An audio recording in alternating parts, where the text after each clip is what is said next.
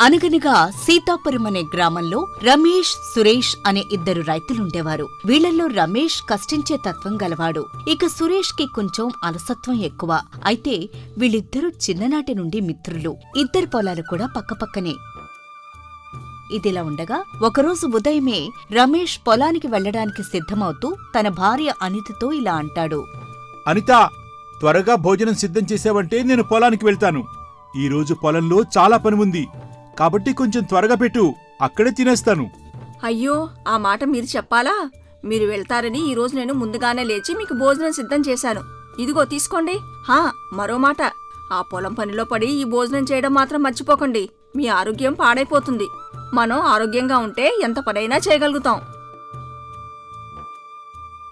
అని చెబుతూ భర్త చేతికి తాను సిద్ధం చేసిన భోజనాన్ని అందిస్తుంది అనిత. ఇక అది తీసుకుని భార్యకు తనపై ఉన్న శ్రద్ధకు రమేష్ మురిసిపోతూ ఇలా అంటాడు. నువ్వు నాకు తోడుగా ఉండగా నా ఆరోగ్యానికి ఏమీ కాదు. ఇక నేను బయలుదేరతాను. నువ్వు పిల్లల్ని సిద్ధం చేసి బడికి పంపు. అయ్యో, పిల్లల బాధ్యత నాకు వదిలేయండి.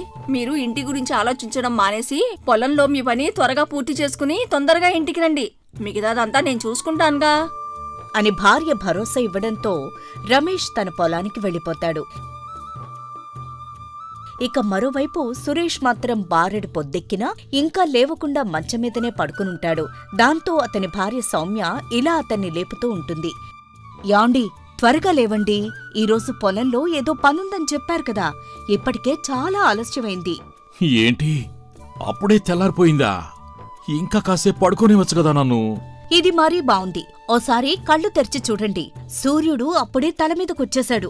బారెడు పొద్దెక్కింది. ఊరంతా లేచి ఎవరి పని వాళ్ళు చేసుకుంటున్నారు.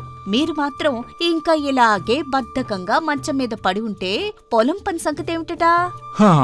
ఇప్పుడు నేను పొద్దునే వెళ్ళకపోతే ఆ పొలం ఎక్కడికి పారిపోతుంది చెప్పు? అయినా నేను ఇది రోజూ చేసే పనేగా. కొంచెం సేపు నన్ను నిద్రపోనివ్వు. నిజమే, ఆ పొలాలు ఎక్కడికి పారిపోవు. కాని మీరిలా తిన్నావా పడుకున్నావా తెల్లారిందా అన్నట్టుంటే మనింట్లో ఉండాల్సిన భాగ్యలక్ష్మి మాత్రం మనింటిని విడిచి పారిపోతుంది. ఎందుకంటే బద్దకస్తుల ఇంటిలో మహాలక్ష్మి ఉండదటండి. ఏంటి, నేనిలా పడుకునుంటే మన ఇంట్లో ఉండాల్సిన లక్ష్మి వెళ్ళిపోతుందా? ఏహే, ఆవిడేమైనా నీకొచ్చి చెప్పిందా ఏంటి? కష్టపడ్డానికి ఇష్టం లేకపోయినా ఇలాంటి మాటలకి మాత్రం ఏవీ తక్కువ లేదు. ఇలాంటివి ఆ దేవతలొచ్చి చెప్పరు. మన ఇంట్లో తాండవిస్తున్న పేదరికం చూస్తేనే అర్థమవుతుంది. అయినా పెద్దలు ఏనాడో చెప్పారు, ఎంత కష్టానికి అంత ఫలమని. ఇక నాతో వాదులాట మానేసి త్వరగా సిద్ధమయ్యి ఆ పొలం పనులేమిటో చూడండి. కాస్త ఈసారైనా దిగుబడి పెరిగితే మన అప్పులు తీరి నోటికి 4 మెతుకులు అందుతాయి. సరే సరే సరే, ఇక నసపెట్టకు. ఇదిగో ఇప్పుడే బయలుదేరి వెళ్తాను. అంతవరకు కొంచెం ఓపిక పట్టు అని చెప్పి తాను సిద్ధమై భార్య ఇచ్చిన భోజనం తీసుకుని అందులో ఏముందో చూస్తాడు. అయితే మళ్లీ రోజూలాగానే ఆ రోజు కూడా పప్పన్నమే కట్టి ఇవ్వడంతో, ఏంటిది, మళ్ళీ ఈ రోజు కూడా పప్పునవేనా? కూరగాయలు లేవా? ఇప్పటి వరకు నేను చెప్పింది అదే కదండీ. మనకొచ్చే సంపాదనకి రోజు కూరగాయలు ఎక్కడి నుంచి వస్తాయి చెప్పండి? కూరగాయలు కావాలంటే మీరు పొలంలో కష్టపడాలి. గత పంట నష్టం వల్ల మనకు ఇంట్లో మిగిలిన డబ్బులు తక్కువే ఉన్నాయి. అందుకే ఈసారైనా మీరు గట్టిగా కష్టపడి మీ కృషితో పంట దిగుబడి పెంచితే మీరడిగినట్టు రోజూ నేను కూరగాయలతోనే వంట చేసి మీరు కోరుకున్న భోజనం సిద్ధం చేస్తాను.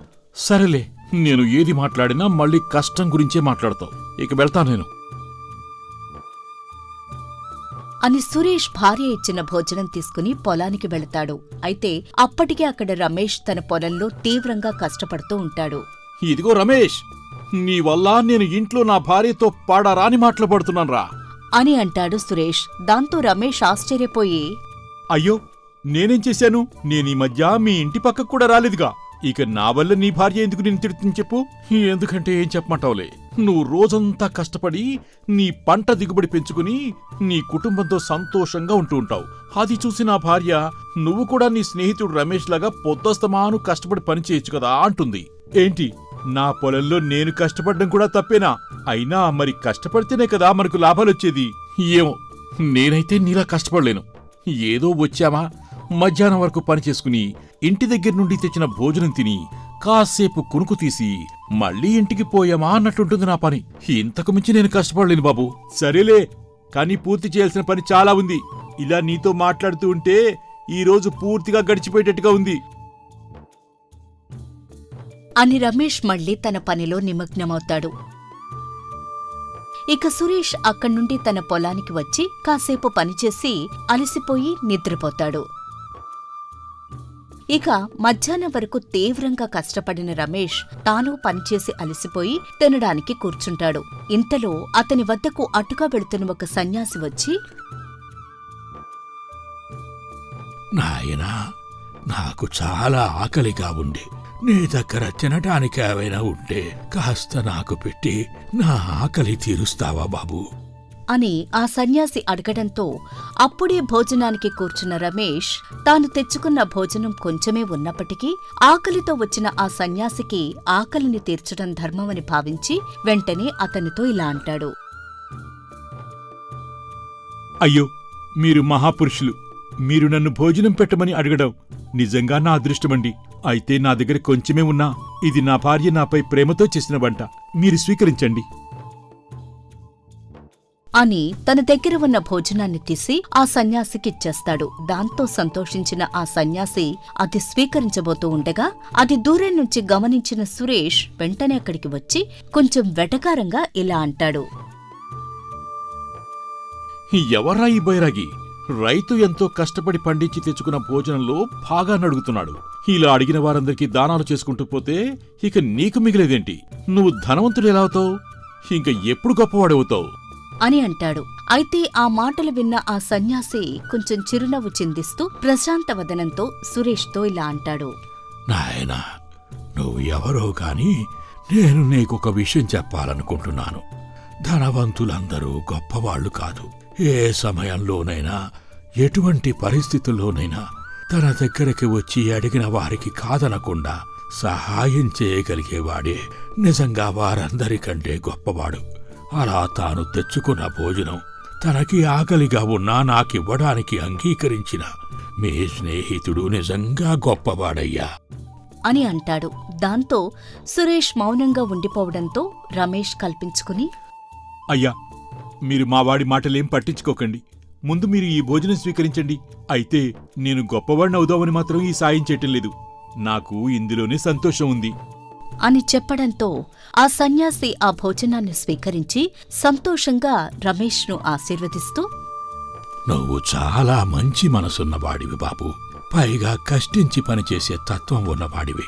ఇక నీలా కష్టపడే రైతుని ఆ భగవంతుడు ఎప్పుడూ వదలడు. అందుకే నా ఆకలిని తీర్చిన నేను నీకు ఒక వరం ఇద్దామనుకుంటున్నాను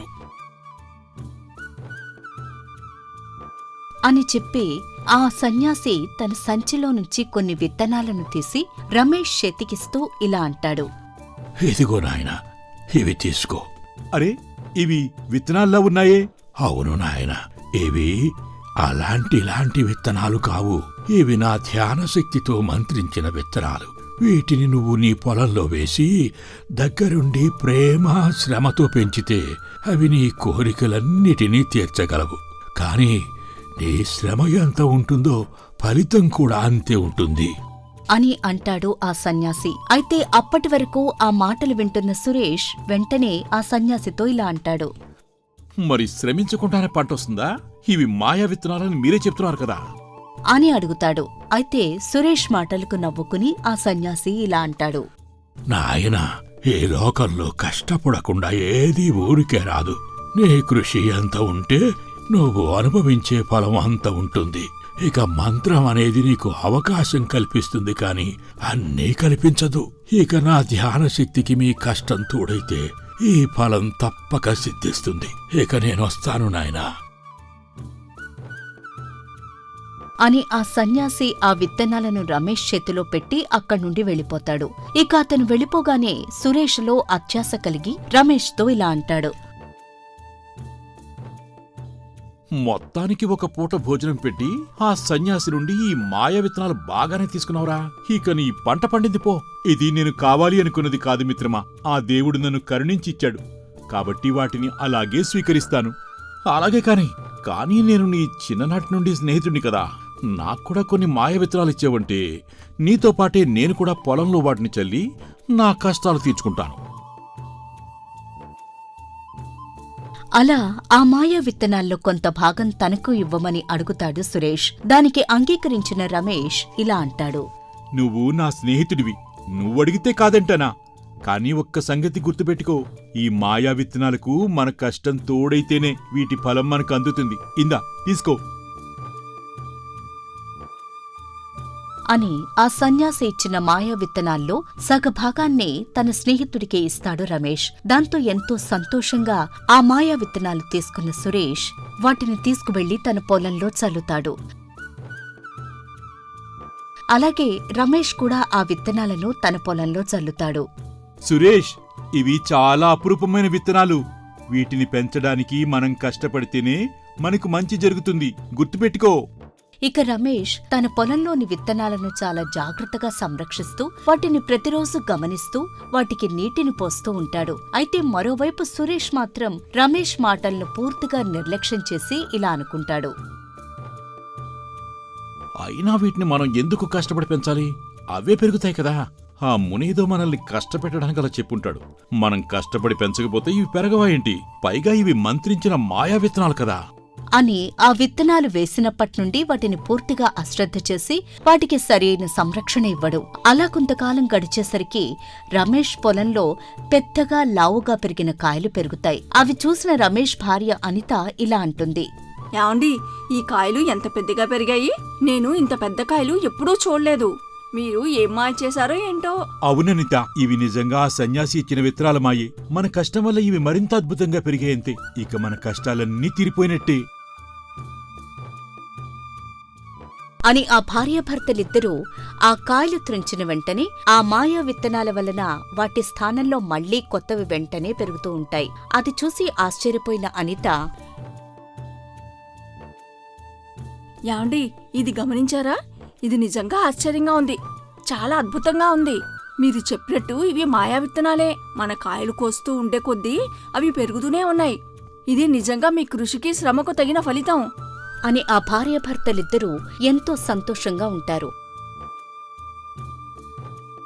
అయితే సరిగ్గా అదే సమయంలో అక్కడికి వచ్చిన సురేష్, అతని భార్య సౌమ్య తమ పొలానికి వెళ్లి అక్కడ ఏమీ పండలేదని చూసి నిరాశపడి, అయ్యో ఇదేమిటండి, మీరు మీ స్నేహితుడు కలిసి ఆ సన్యాసి వద్ద విత్తనాలు తీసుకుని వేశారు కదా, మరి అలాంటిది ఆయన పొలంలో పండిన పంట మన పొలంలో ఎందుకు పండలేదు? ఆ సన్యాసి మిమ్మల్ని కాని మోసం చేయలేదు కదా? లేదు లేదు, ఆ సన్యాసి మనల్ని మోసం చేయలేదు. నేను ఆ సన్యాసి చెప్పినట్టు శ్రమ పెట్టకపోవడం వల్లే మన చేతికి పంట రాలేదు. ఆ రమేష్ దగ్గరుండి తన పంటను సంరక్షించుకున్నాడు. నేను పూర్తిగా నిర్లక్ష్యం చేశాను. ఇప్పుడు నాకు అర్థమైంది నేను ఎంత పెద్ద తప్పు చేశాను. ఈ ప్రపంచంలో ఏదీ కూడా ఊరికే రాదు. ఇక నుండి నేను కూడా నా సోమరితనాన్ని వీడి నా కష్టాన్ని నమ్ముకుంటాను అని ఆ రోజు నుండి తన పొలంలో తీవ్రంగా శ్రమించడం మొదలు పెడతాడు సురేష్.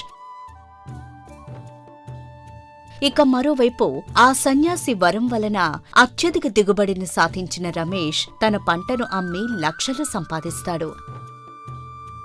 అలా కృషి ఉంటేనే మనుషులు ఋషులవుతారు అనే నానుడిని నిజం చేస్తూ కష్టించిన వారికే ఫలితం ఎప్పుడూ లభిస్తుంది. ఇక నిర్లక్ష్యం, సోమరితనం ఉన్నవారు ఎప్పుడూ విజయం సాధించలేరు అనే సత్యాన్ని ఆ సన్యాసి వారికి నేర్పిస్తాడు.